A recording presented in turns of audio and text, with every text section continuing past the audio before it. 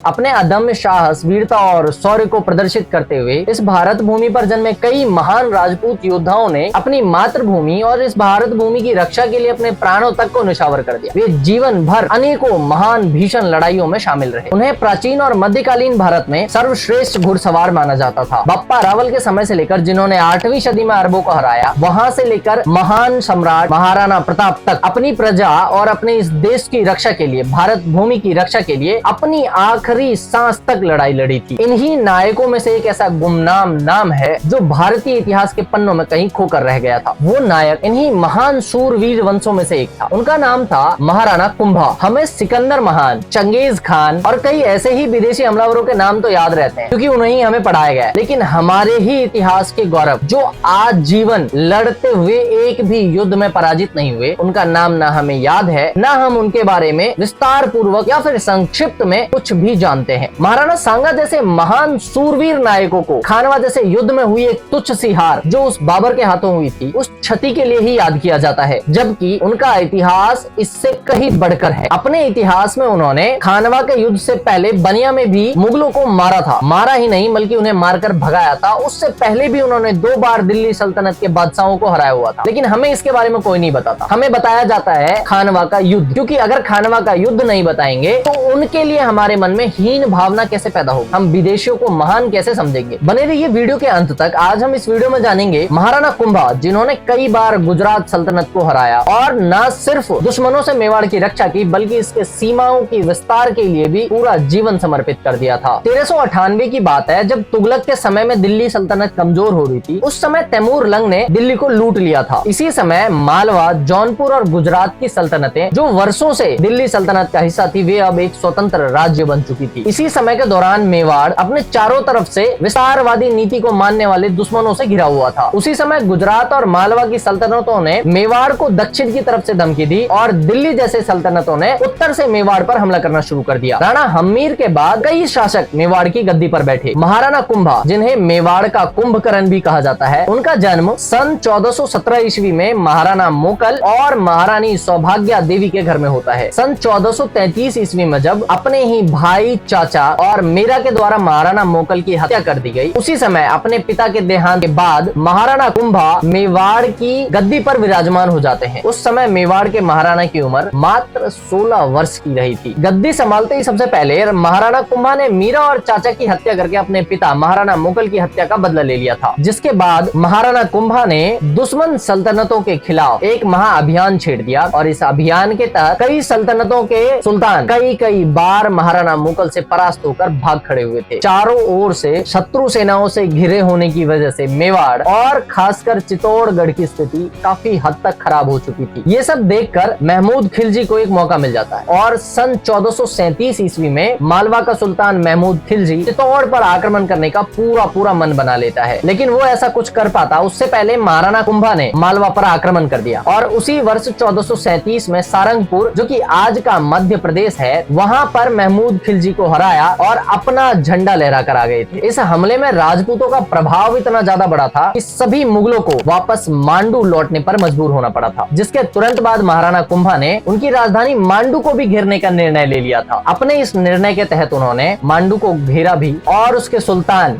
महमूद खिलजी को बंदी भी बना लिया, लेकिन धर्म संहिता का पालन करते हुए उन्होंने महमूद खिलजी को कुछ समय बाद ही मुक्त कर दिया था। इसी लड़ाई में विजय प्राप्त करने के बाद इसकी याद में महाराणा कुंभा ने चित्तौड़गढ़ में एक स्तंभ बनाया, जिसे आज विजय स्तंभ के नाम से जाना जाता है, जो स्तंभ भगवान महाविष्णु को समर्पित है। विजय स्तंभ राजस्थान के चित्तौड़गढ़ किले के अंदर बना हुआ एक ऐसा स्मारक है जिसे महाराणा कुंभा ने महमूद खिलजी पर हुए अपने ऐतिहासिक विजय की याद में सन 1448 ईस्वी में बनाया था। इस स्मारक को उन्होंने भगवान विष्णु को समर्पित किया था और इसका बनाने का कारण ये था कि युग युगांतर तक भविष्य में उनकी इस मालवा के सभी सल्तनतों पर विजय को भविष्य के सभी लोगों को जानकारी प्राप्त हो सके। लेकिन कुछ ही दिनों बाद सन 1442 ईस्वी में महमूद खिलजी ने कुंभलगढ़ पर आक्रमण कर दिया और वहां उसने बाण माता मंदिर को लूट लिया। इसी समय उसने अपनी सेना की 2 टुकड़ियां, एक तो चित्तौड़गढ़ पर और दूसरी मेवाड़ पर आक्रमण करने के लिए भेजी थी। कुंभलगढ़ पर हमले की खबर और बाण माता के मंदिर को लूटने की खबर जैसे ही ही महाराणा कुंभा को मिली, उन्होंने प्रण लिया कि महमूद खिलजी को जड़ से ही खत्म कर देना है और उन्होंने तुरंत अपनी सेना उसे खत्म करने के लिए तैयार खड़ी कर ली। 1442 ईस्वी में एक बार फिर से महमूद खिलजी और उसकी सेना तथा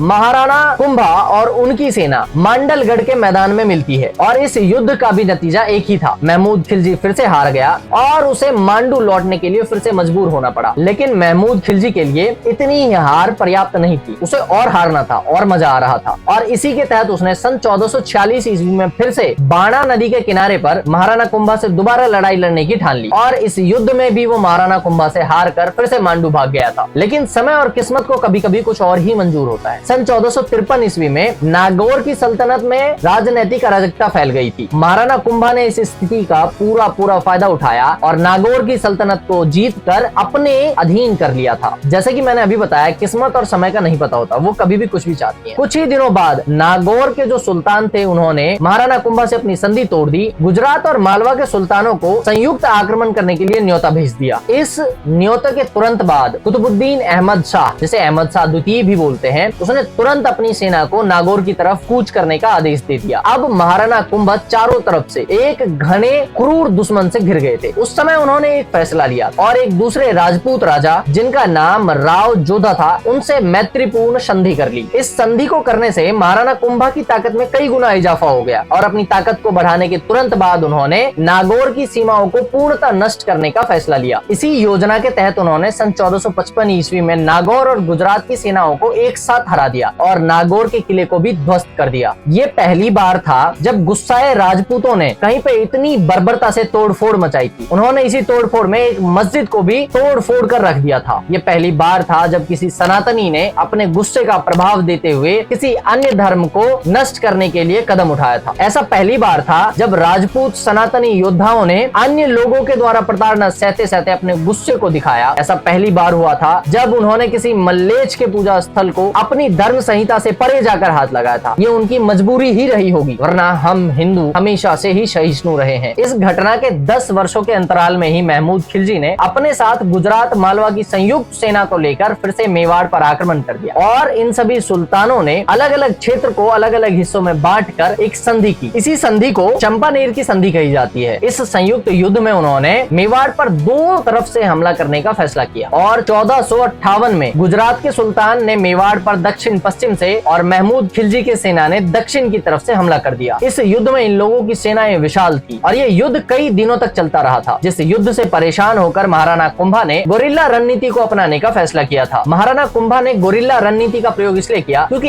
एक साथ इतनी बड़ी सेना और दो मोर्चों पर लड़ने में राजपूती सेना कई दिनों के बाद अब सक्षम नहीं हो पा रही थी। वो थक जा रहे थे, वे कम थे। गोरिल्ला रणनीति के तहत मेवाड़ के राजा महाराणा कुंभा की जो रणनीति थी वो ये चाहते थे कि दुश्मन सेना मेवाड़ में अंदर तक आकर उन पर हमला करे और जब वो अंदर आते तो गोरिल्ला रणनीति के तहत उनकी आपूर्ति लाइनों को काटना बेहद आसान हो जाता था और जब उनकी आपूर्ति लाइनें कट जाती थी फिर उनको मारना उतना ही आसान हुआ करता था। महाराणा कुंभा और राजपूती सेना ने दुश्मनों को परेशान करने के लिए अरावली पर्वत श्रृंखला का पूर्ण उपयोग किया और जिसका परिणाम ये हुआ कि दुश्मनों की पूरी सेना तहस नहस कर दी गई और परिणाम स्वरूप एक बार फिर महमूद खिलजी को वापस अपनी राजधानी लौटना पड़ा था। लेकिन पता नहीं क्यों महमूद खिलजी 4 बार हारने के बाद भी संतुष्ट नहीं था और वो 5वीं बार महाराणा कुंभा को हराने के लिए युद्ध की तैयारियों में जुट जाता है और वो 5वीं बार तब हारा जब 1467 ईस्वी में उसने चित्तौड़गढ़ पर हमला कर दिया। महाराणा कुंभा राजपूती इतिहास और विश्व इतिहास के उन चुनिंदा योद्धाओं में से थे जो